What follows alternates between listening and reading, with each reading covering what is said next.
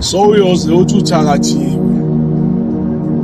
ngoba nakho ungayinaki inhlanhla yakho.